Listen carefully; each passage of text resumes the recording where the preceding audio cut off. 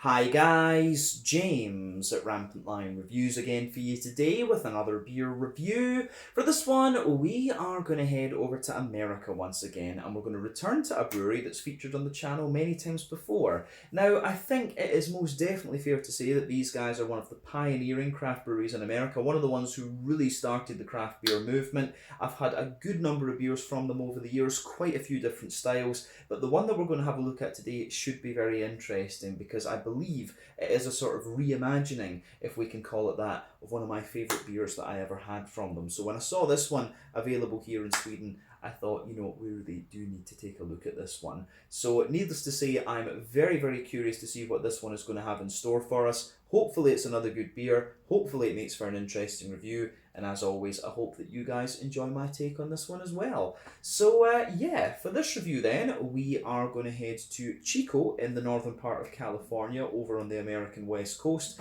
and we're going to have a look at another beer from Sierra Nevada Brewing Company. So this particular beer is called Atomic Torpedo.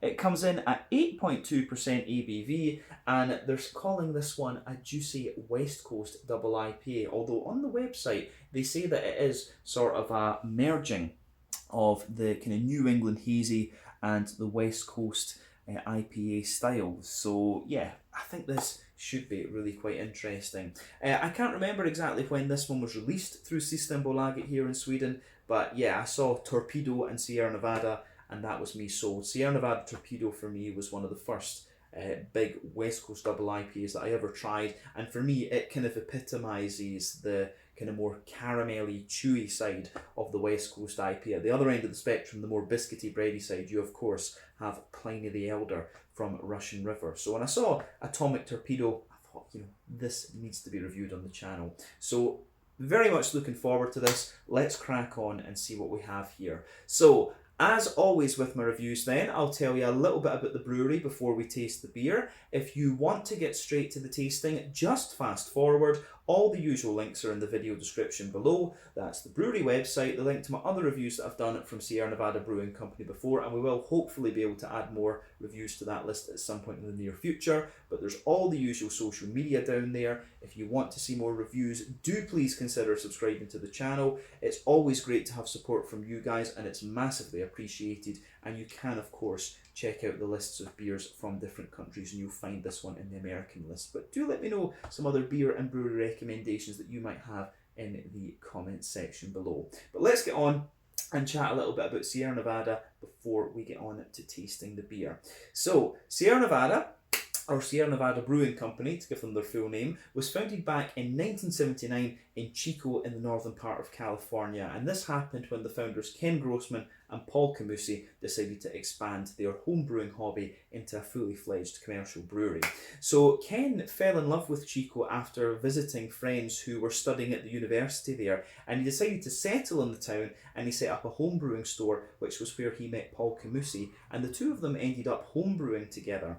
In the early days, they built much of their own equipment out of recycled dairy milk equipment, and then in 1983 they officially opened their portfolio with 3 beers. But over the coming years they continually expanded, and then in 1987 they purchased the plot on 20th Street, which has been their home ever since. They opened up their tap room in 1989, and things just kind of spiraled from there. So over the following years they continued to expand and develop new recipes. Paul Camusi retired in 1998, and he sold his share of the brewery to Ken Grossman, who is still the biggest single shareholder in the company these days.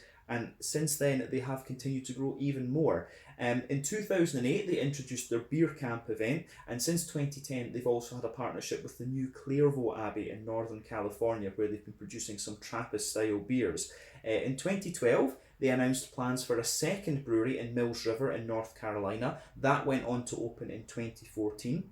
And they've also been credited by the Environmental Protection Agency in the US because the brewery runs pretty much exclusively on renewable energy. These days, they're producing well over 1 million barrels of beer per year. I'm not sure what that would actually be in litres, so that is is that 1.6 million litres, something like that. I'm sure it's like 160 litres per US barrel, but correct me on that in the comment section if I'm wrong. Somewhere in that region, maybe 158. That's a number that sticks in mind too. But anyway, well over 1 million barrels of beer per year. I believe in the region of 1.6 million litres of beer per year, and they have apparently had the same brewmaster since 1983. Of course, one of the most recognisable beers in the world is the Sierra Nevada Pale Ale. Bigfoot was one of the first American barley wines, so that is definitely worth trying.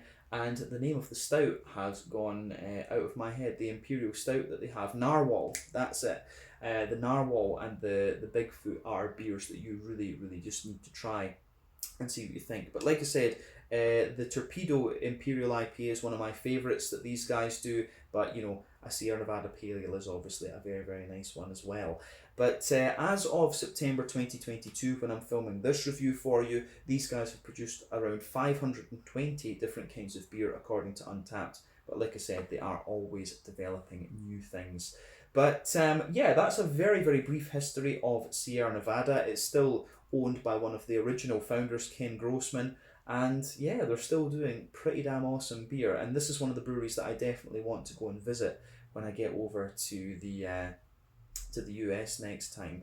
So yes, I think that's everything we really need to say about these guys for the moment. So let's crack on and have a little look at the beer itself. So to tell you a little bit about the details of this one then, as I mentioned earlier, this one is an 8.2% West Coast double IPA, although it does say on the website that this is intended to be a fusion between the New England and the West Coast style, so we'll see exactly what we get from it when we taste it. The hops contained in this one are Cascade, Centennial, Mosaic and Magnum. Magnum of course will be the bittering hop, it'll give you this nice big spicy floral character, but the other ones will be Aroma hops. So Cascade, as we know, is the original American Aroma hop, about 8% alpha acid, lovely kind of figgy, red fruity flavours, but a little bit of grapefruit as well. Centennial, about 12% alpha acid if memory serves me correctly, big kind of oily lemony notes in West Coast IPAs in my experience. And then Mosaic is about 14% alpha acid, nice kind of juicy tangerine qualities. It does have honey in the malt, honey malts in the malt base, and I believe it's also one of the two-row varieties that are in this, and it did say as well that it uses an ale yeast. But that is a basic rundown of what is in the beer this time. But the thing that's really unusual about this, I'll just let you have a little look at the artwork once again. There you can see Atomic Torpedo, and there is the Sierra Nevada symbol on top of this. The thing that is very unusual about this, you might notice that this can is actually very tall.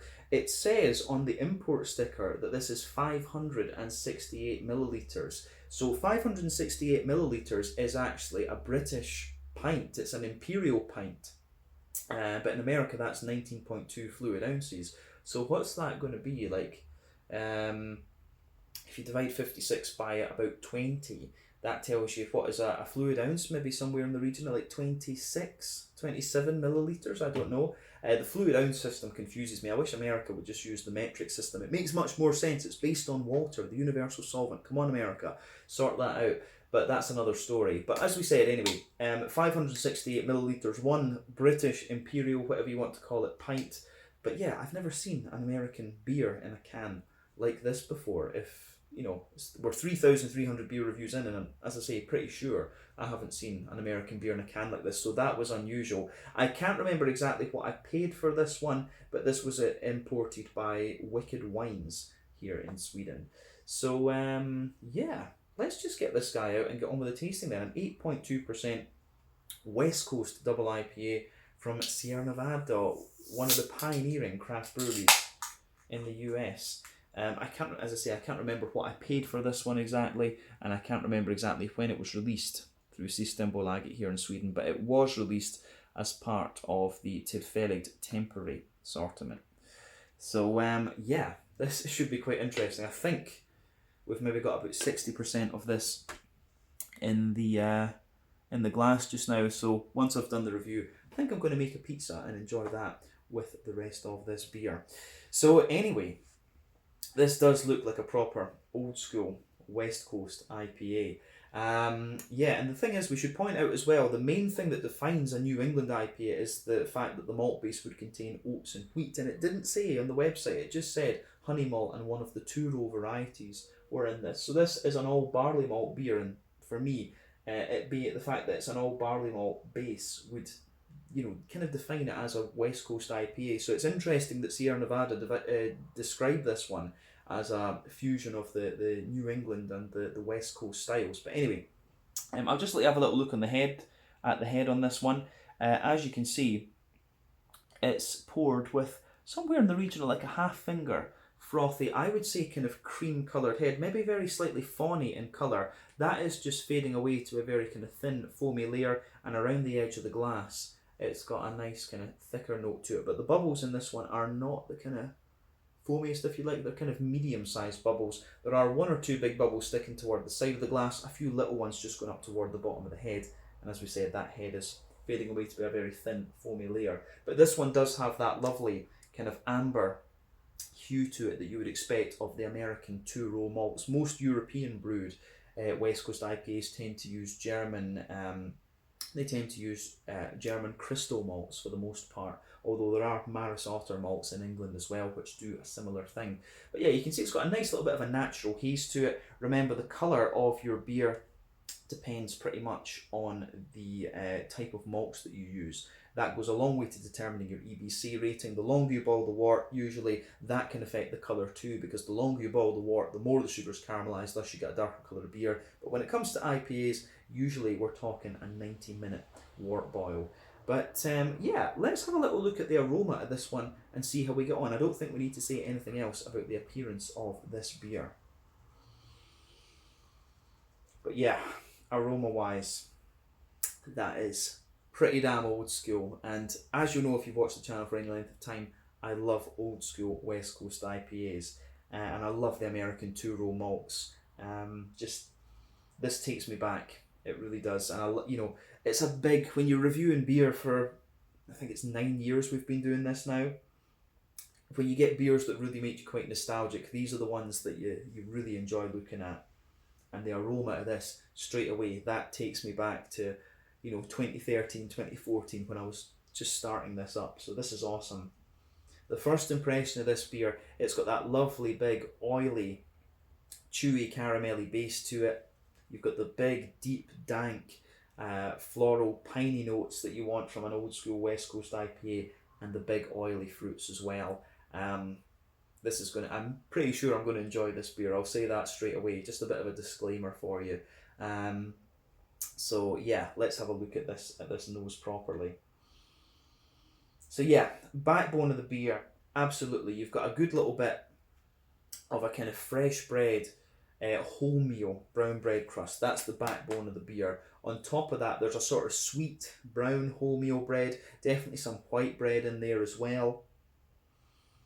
Yeah, it's a sort of mix between a kind of wholemeal brown bread and a white bread. I always found when I was in the States that the American bread was a good bit sweeter than the European bread. And generally speaking, I think American palates are a lot sweeter than European palates. But you find that when the Americans take Scotch ales and stuff like this, they're always sweeter. Barley wines, IPAs, they're always sweeter in America.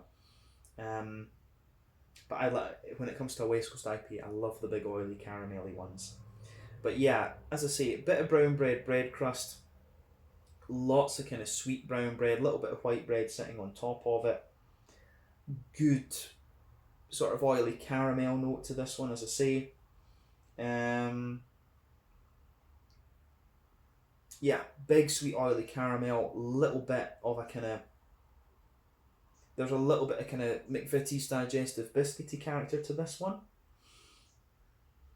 But yeah, you can smell the big boozy caramel. That's one of the things I do miss about the West Coast IPAs. There are so many New Englands on the market these days, and they cover the alcohol so well, whereas with the West Coast, it shows you its booziness a little bit more. And you guys know, those of you that have watched the channel for a long time, I'm a sucker for kind of brown sugar leaning beers. Scotch ales, doppelbocks, quadruples, barley wines, the more oily West Coast IPAs. These always strike a chord with me. It's the Scottish Sweet Tooth. But yeah, big oily sweet caramel. There's a little touch of toasty, almost more crispy caramel to this one at the same time. But then, as I say, you've got that McVitie's digestive biscuit character coming out of this one as well.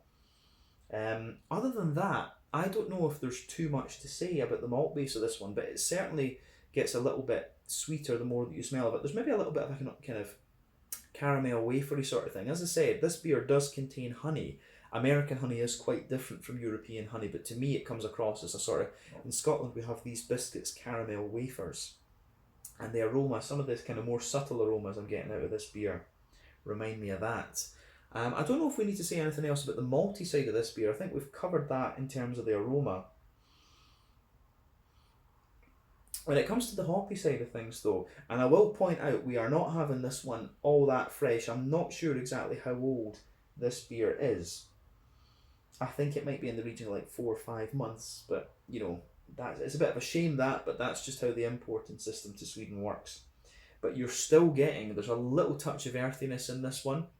I'm guessing that comes both from the Magnum and from the Mosaic. In this one, Mosaic will always give you that little bit of earthiness, but you can smell that nice deep floral note, and that tells you there's a lot of early edition hop in this one. So remember, there's 3 different types of hopping. Early edition hop within the first hour of the wort boil, that gives you pretty much all the bitterness of the beer. Late edition hopping within the last half hour of the wort boil gives you a little bit of bitterness, but mainly flavour and aroma. Dry hopping is pretty much all flavour and aroma. West Coast IPUs use all 3, whereas New England's use a little bit of early edition hopping. Depends on the brewer, but mainly they rely on late edition and dry hopping. So there are many new interpretations of the West Coast IPA that are not as big and bitter as they were back in the day. Or as the ones we had back in the day. My English grammar's terrible these days. It's bad. But yeah, you do get a nice little bit of that deep piney resin note out of this one. There's a little bit of a brighter floral note to it as well, but I will point out the whole green component in this beer is quite oily. Bit of grassy zestiness, and then you've got all the oily fruity characters sitting behind that, which is lovely. So yeah, for me, you can get that nice oily red, slightly figgy note from the Cascade. There is a little touch of grapefruit in there from it as well, but yeah, you've got that little bit of oily, figgy, almost slightly datey note from the Cascade. Love Cascade as a hop, incidentally. But yeah, that's forming the backbone of the aroma side of this beer for me. The Cascade's the thing that's the anchor, but then on top of that and toward the front of the nose, you're getting the kind of oily, tangerine orangey notes from the Mosaic. And then the sort of, the Centennial was a big lemony hop actually, and the Centennial is going to give you that, the Centennial is the one that's giving you the more kind of zesty side of the citrusy fruits. Centennial is about 12% alpha acid, of course. Mosaic's about 14% alpha acid. Yeah, and all of the hops in this one are, of course, American too. So yeah, Magnum Magnum is the bittering hop. Cascade, I think, is the sort of base hop of the aroma. Then the other two, the Mosaic and the Centennial, are giving you the more kind of zesty notes out of the beer. They're the ones that I think are maybe added a bit more in the late edition. And the dry hopping, of course. But yeah, it's a beautiful smelling beer that. It's got everything you want. Bit of orange, bit of lemon, then the kind of nice old school Cascade behind it. For me, yeah, when it comes to Sierra Nevada, I think that their kind of trademark is a little bit of the Cascade. I could sit and smell this beer all day, which is why this review's taken a little bit longer. I love these old school West Coast IPAs. As I always say though, take a little bit of time to enjoy the aroma of the beer before you get stuck into it. But we're going to taste this one now and see how we get on. So yeah, this is the Atomic Torpedo West Coast Double IPA at 8% ABV from Sierra Nevada over in Chico, California in the US. Very much looking forward to this. Sláinte, skål, cheers.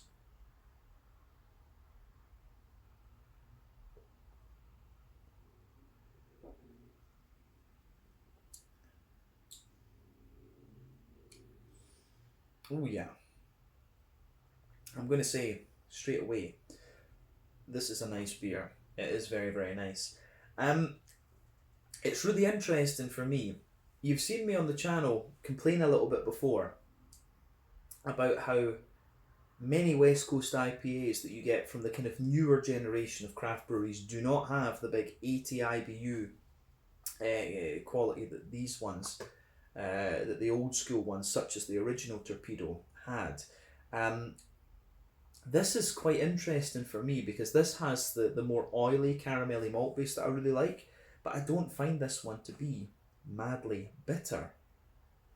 So yeah, it is this, and I think, you know, some of the old, when I think about the West Coast IPA, some of the old German brewed ones that I had from like Berliner Berg Wallrei, that's one that really sticks in mind. The Berliner Berg West Coast double IPA was one that always stuck in my mind. Some of the old school German brewed West Coast double IPAs were always very nice, and those were some of my favourite ones. They were some of the closest ones I've found to the sort of Sierra Nevada oily caramelly type West Coast IPAs. They're some of the closest ones I ever found in Europe. This one still has that big chewy malt base, but I think the bitterness on this has gone down a little bit, although at the same time we do need to remember this beer is a little bit older, so the bitterness will drop away. But regardless, this is just a very nice, enjoyable West Coast double IPA, and it's a style you don't come across all that often these days because people are still in the haze craze. The West Coast IPA has been forgotten a little bit.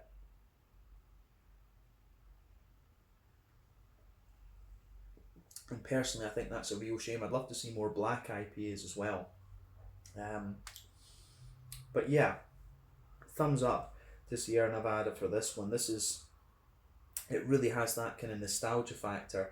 You know immediately, if I would like to think that if I tasted this beer blind, I would know that it was a Sierra Nevada, because it's just so nostalgic.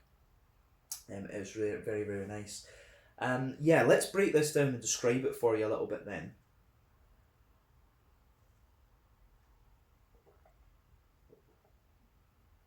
So, middle third of the palate, backbone of the beer, you do get a little bit of that kind of, you get a little touch of a kind of brown bread crust, and that's the absolute backbone of the beer. On top of that, you get a slightly more dense brown wholemeal bready character out of it, and then on top of that, there's a little bit of a kind of white bread to the beer as well. And the bready notes on this one are quite dense. That's one of the things I always found with the American two-row malts. They always give you this big, dense, bready character. And then on top of that, you get the nice sweetness. So you get a little bit of bread crust. Maybe toward the front of that middle third of the palate, you get a very slight woodiness in there. But yeah, dense, slightly sweet wholemeal brown bread, white bread sitting on top of that. And then you start to get some of the brown sugary notes out of this one, which I do enjoy.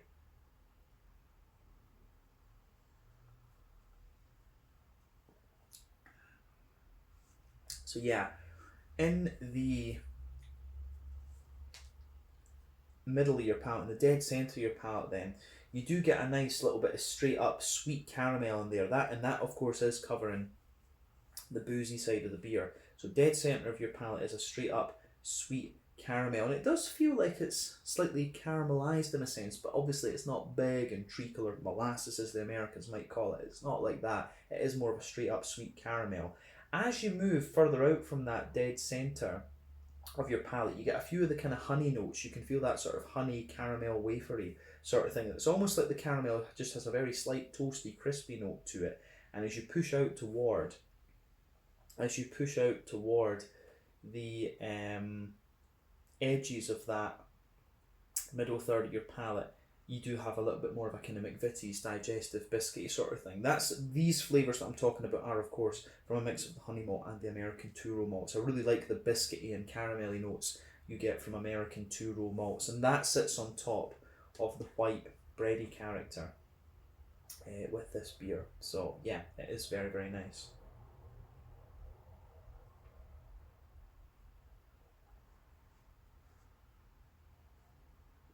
Yeah,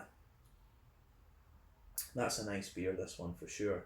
The malty side of this one has everything I would want from an old school West Coast IPA.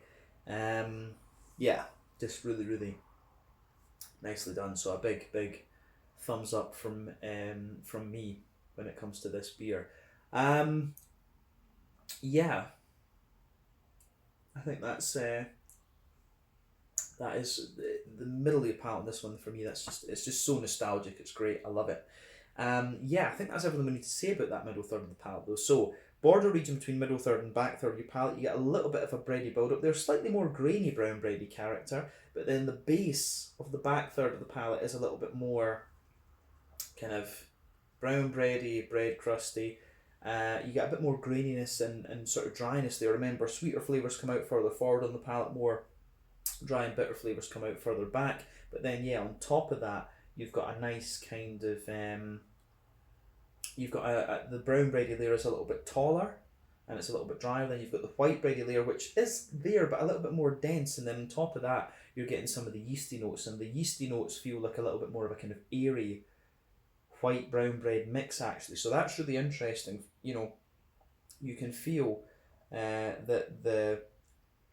you can feel with this beer the flavour on the back third of the palate is a little bit taller. Then as you come further forward, it just condenses down a wee bit and squashes together.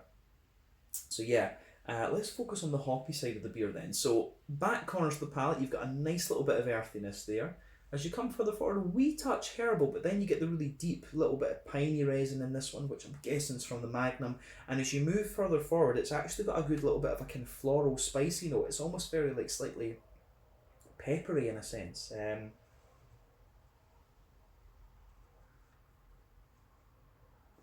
But yeah, you get that nice kind of deep floral note to the beer, but then a little bit of peppery spice on top actually. The green component of this one is proper old school, which I do like. And then round the front curve of the palate, you've got a little bit of grassiness in there. It's quite oily, but it is very slightly zesty at the same time. So yeah, I think that goes together very, like really, really well, and it gets a big thumbs up from me, like I said. Yeah, I think this is pretty damn good. It hits the spot for me on the kind of oily side of the hops and when it comes to the malt base. But let's focus on the fruity side of things, the front third of the palate then.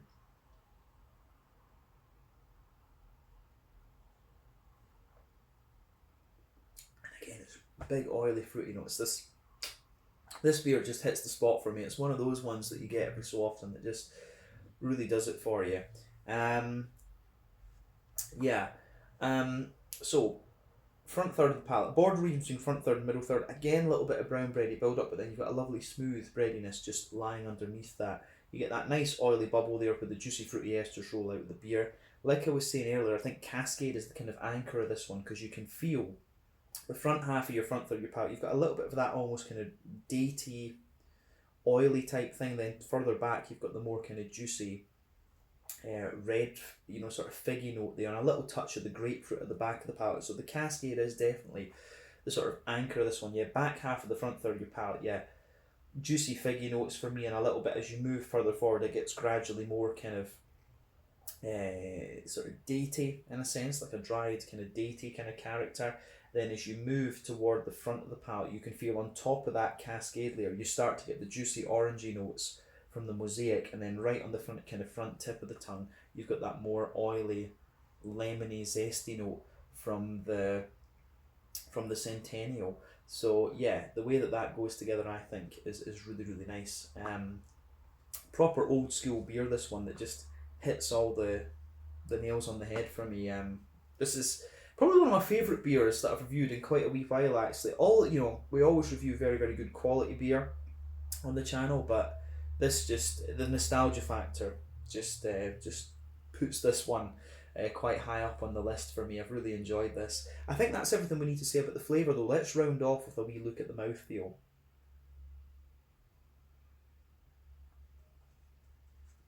Mouthfeel wise, we think about the IPA style. It's one of the heavier, more oily ones that I've come across in quite some time. So I think it's full bodied, probably in the mid-range of full bodied. It's not the thickest of things I've come across, but for the IPA style, it's pushing that way. I think that's fair to say. Big oily mouthfeel, as we said, smooth. Does feel quite clean. In a sense, the carbonation is very smooth in this one. IBU wise, I think this one's maybe around the kind of 60 mark, but we have to bear in mind this beer is a little bit older, so some of the pungency of the green component will have dropped out of this one. That we definitely have to keep that in mind, but at the moment it feels like it's about 60-ish IBUs. Malt base, lovely smooth, lovely kind of big thick dense bread, but also big oily smoothness to it, which I did enjoy, and that lingers into the aftertaste. Then you've got these big oily fruity notes as well. For me, the nostalgia factor of this one is just, it's so strong that I've really, really enjoyed this. This is probably one of my favourite reviews I've done in quite a wee while. I miss the old school West Coast IPAs like this one. It's certainly not as bitter as some of the ones that we came across back in the day. But that could be down to the age, but it also could be the fact that, you know, they're calling it a juicy West Coast IPA. It might be that as well. So yeah, I think we can leave it at that for this one. So this was the Atomic Torpedo, an 8.2% West Coast double IPA, juicy West Coast double IPA from Sierra Nevada, one of the premier craft breweries, pioneering craft breweries, should we say, over in the US. These guys are from Chico in the northern part of California. So yeah, once again, thank you for watching my beer reviews. Until the next time, please like, subscribe, share, all the usual YouTube stuff. Let me know your own thoughts on this beer in the comment section below. Let me know what your favourite beers are from Sierra Nevada as well, and I'm sure we'll return to these guys in the near future. Let me know your own thoughts, as I say. Check out my social media, check out theirs, give me some beer and brewery recommendations, and I'll see you guys very soon. Do make sure you try the Atomic Torpedo when you get the chance. Sláinte, skål, and cheers.